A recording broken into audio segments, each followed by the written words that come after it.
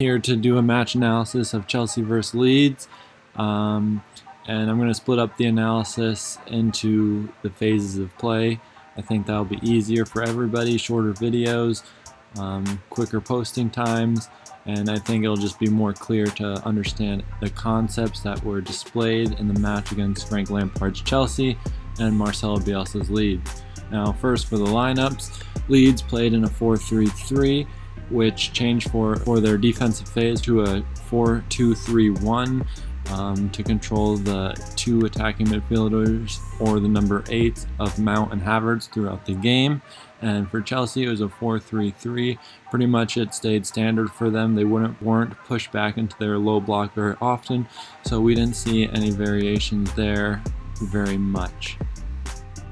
In the lineups for Leeds, now we just see a 4-2-3-1. Klitsch would be the attacking midfielder most of the time. Sometimes Phillips would push up, but their preferred formation was with Klitsch in the number 10 spot, controlling Conte, the holding midfielder for Chelsea.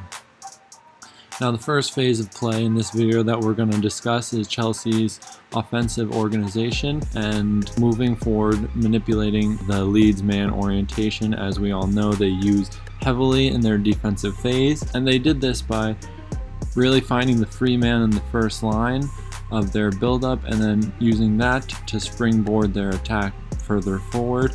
And Leeds had a heavy emphasis to try and take away the option of Thiago Silva moving forward in the half space on the ball, but many times between Silva, Conte, Zuma, or Silva and Zuma working together with the attacking midfielders of Havertz and Mount dropping deeper and using third man movements, Chelsea was able to securely circulate the ball and get either center back free in the half space, able to then jump forward with the ball. And now the diagram, as you see on my screen, it just highlights first in blue the mutual help space, which I'm hovering over with my mouse, and the mutual help space is made up of pretty much the first line passes in reference to the player who has the ball, which is Thiago Silva.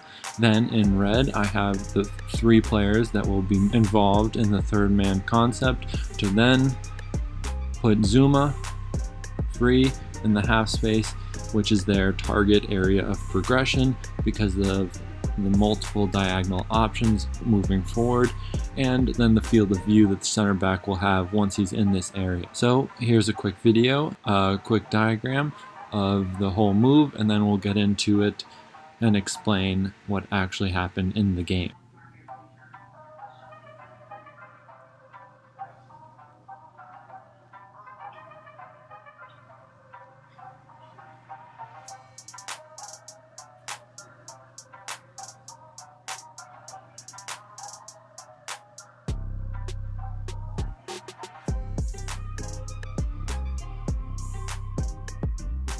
Okay guys, I hope you enjoyed the little sequence I put together to try and separate the movements and clear some things up of the concept. And here's the first time we saw it in the game happening, and the mutual help space is then all here highlighted again in the black lines, the 4 players, the first line passing options of Thiago Silva with the ball.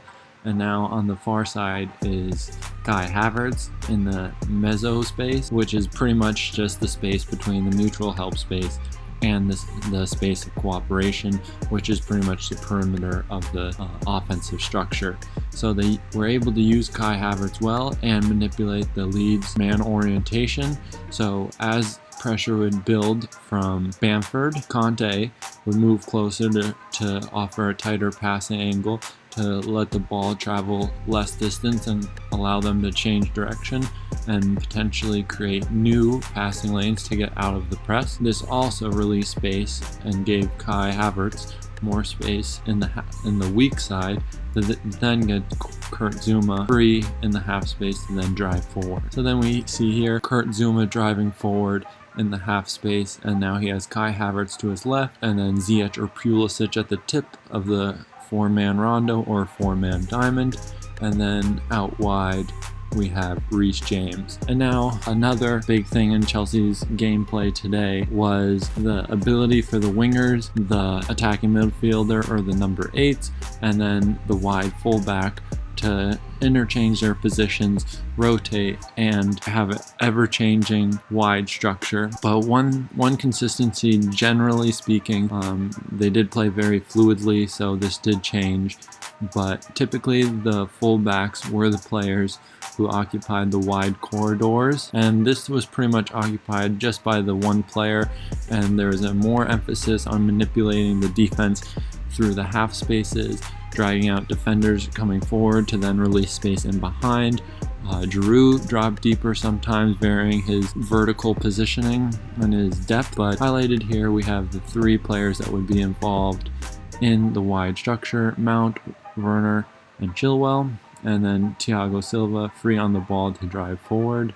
And again, I put together a little clip to emphasize this point and show what happened. And please note that the movements aren't directly correlated to how it happened in the match. I isolated some movements to just clear things up, so there wasn't 0.2 moving people. The key point would have been lost. So I tried to make it easy, but just so you know.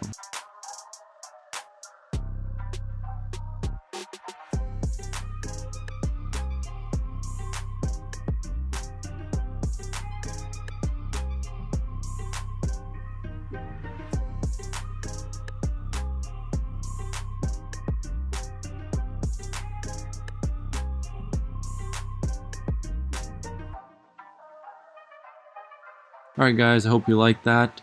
And now we're going to look at how it actually happened in the game. So we see Bamford on the weak side, who is positioned on Kurt Zouma, and through circulation Chelsea was able to pin Leeds to one side pretty well. They were able to attract pressure and then release it to the weak side, and then they would use the half space for their center backs to drive forward. Now we see Timo Werner, the winger, how narrow he is in the half space and then dropping deeper. And on him here is Llorente, who is a center back, and this goes against really Leeds' man orientation. Usually it would be Ayling who would be on Werner, but Llorente steps out. Ayling comes inside as a second center back to create a 2v1 against Giroud, which is really where Marcelo Bielsa demands his team. Always has a one-man advantage, but this does throw them off a little bit for how they like to play, because the roles demand different things in the players. So now Llorente is dragged out, Ayling is playing center back, so this will demand more rotations from their teams later on to reorganize themselves. And then we see the movements to put Chelsea back into their structure. Chilwell does an interchange with Werner, who is just on the ball. So now Chilwell is in the half space with Mount coming inside into the half space, and Werner is the one man occupying the wide area.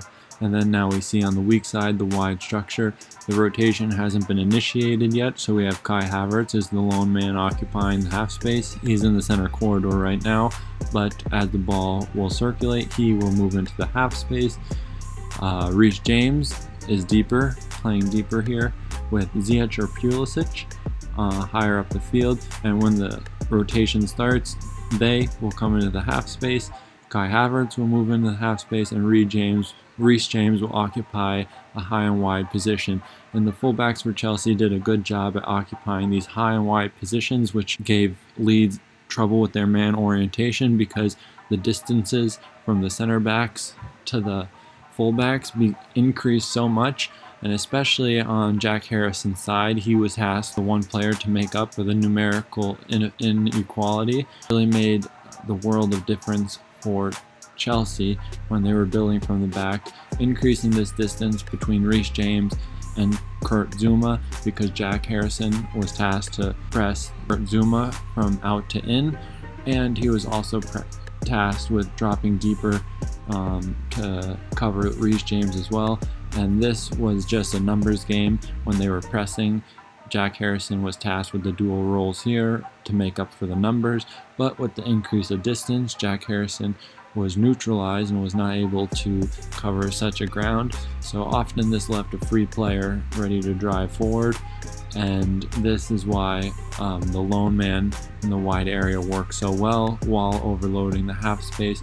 So there was some reason behind that, which was good from Frank Lampard. So that was pretty much the build-up, and the main concepts was Chelsea using their one-man advantage to outplay Leeds and really pin them back into their own half for much of the game. Thanks for watching, everybody. I hope you liked the video. Please like and subscribe. It means an awful lot to me, and it allows me to post more videos, which I want to do. So I hope you enjoyed it today. I'll see you for the next one.